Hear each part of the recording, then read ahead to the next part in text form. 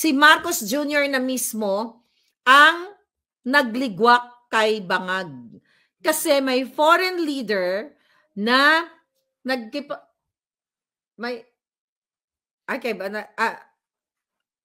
tawag dito? So ano sinabi ko? Si Bangag na mismo ang nagligwak kay Bukangkang. Alright?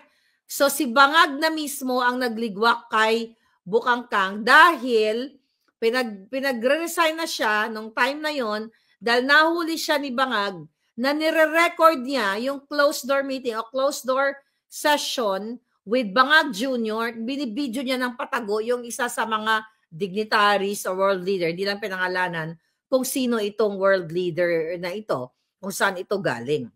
So ngayon mga palangga, you know what, hindi naman ako masaya na niligwak si Bukangkang.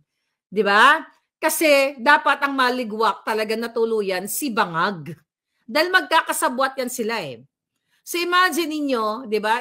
Itong si Bukangkang na nakita niyo yung video na pina-viral natin na sumasayaw-sayaw siya doon sa yate.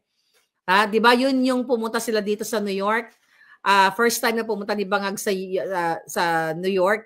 Tapos talagang yung kanyang mga alipores binibigyan ng pera gamit ang kaba ng bayan, nagyayate, kung sino-sino pa mga nagpupukpukita, nagpapatsuktsak, kung sino-sino mga ganyan.